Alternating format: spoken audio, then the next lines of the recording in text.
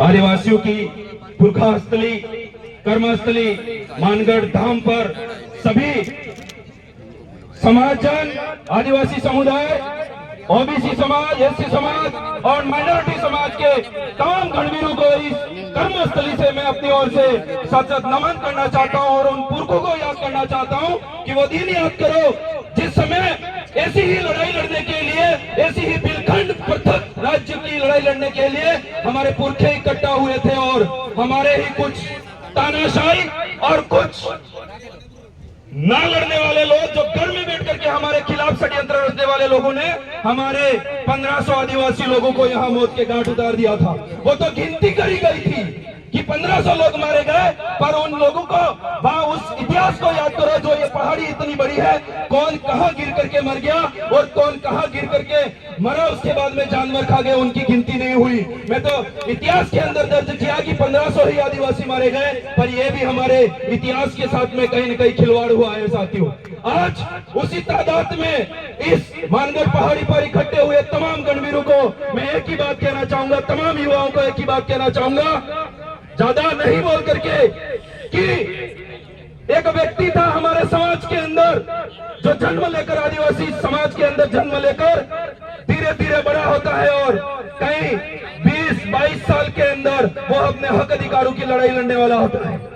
कौन जानता था उस व्यक्ति को जो पैदा होगा समाज के अंदर और 20-25 साल की उम्र में बहुत कुछ करके और आज हमें हमारा जमीन जिंदा करने के लिए और इस धरती पर हम मूल मालिक के करके पुकारते अपने आप को। कौन जानता था उस भगवान बिरसा मुंडा को? आप ये बात हमेशा याद रखिए अपने कानों के अंदर, अपने दिमाग के अंदर याद रखिए। और मैं कहना चाहता हूँ, कौन जानता था उस व्यक्ति को जो तानाशाही और सामंतवादी लोगों से लूट करके, गरीबों में बांट करके हमें हमारा भरण पोषण करता था? कौन जानता था उस व्यक्ति को? बाद में जाकर उसका नाम टंट्या मामा बिल पड़ा साथियों। ये कहानी उसकी याद रखनी चाहिए हमें।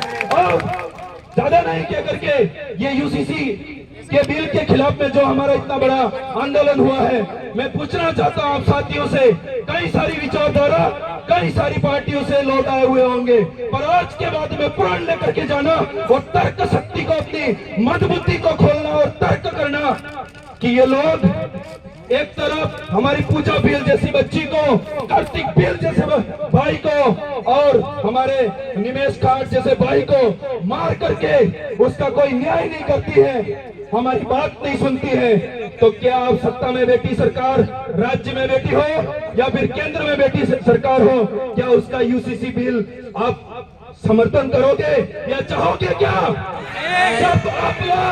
जब आप लोग हम आदिवासियों की कोई बात ही नहीं सुनना चाहते तो आपका ये यूसीसी बिल लेके जाइए। हमने तैयारी कर दी है, बहुत जल्दी शायद आपको बहुत सारे साथी कहते रहते हैं आपको टिकट भी करवा देंगे थाईलैंड की ओर, ये वहां ले जाकर के पारित कर देना। इसलिए मैं ज्यादा नहीं कह करके अपनी वाणी को विराम देना चाहूंगा और जो युवा यहाँ पर आए हैं आज प्रण लेकर के जाए। कौन जानता था उस व्यक्ति को जो अपने आदिवासी समाज के अंदर पैदा होकर के अपनी पढ़ाई लिखाई करेगा और उसके बाद 3rd ग्रेड का टीचर बन करके कभी स्कूल के अंदर अपने बच्चों के सामने देख करके उसके मन में एक जिज्ञासा जगी कि मुझे मेरे समाज के लिए कुछ करना चाहिए। कौन जानता था उस व्यक्ति को जो जाकर के कौन जानता था उस व्यक्ति को जो बाद में जाकर के पूरे भारत ही नहीं पूरे विश्व का विश्व गुरु बनकर के दिखाया उस भौरलाल जी परिवार को? कौन जानता था? एक बार तालियां इसके लिए धन्यवाद। और जो तमाम साथी कम मेहनत करके इस रोड से आए हैं और जो ज्यादा साथी जो इस पहाड़ी से चढ़ करके आए हैं, वो अपना पसीना और अपनी मेहनत याद रख करके जाना और कभी यहाँ की जो ये यात्रा है वो मत भूलना।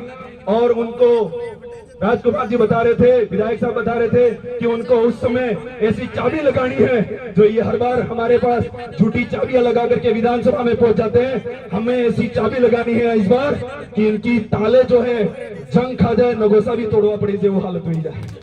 इसलिए धन्यवाद। और तमाम युवाओं से एक ही आह्वान करना चाहूंगा आदिवासी परिवार के मार्फत और जो भी तमाम संगठन के साथी आए हैं, ये जो बैनर अगर लग जाता है उसके नीचे सारे संगठन, सारी पार्टियां और सारे बड़े बड़े तमाम जो हम संघर्ष कर रहे हैं संगठन है, वो सारे जीरो हो जाते हैं।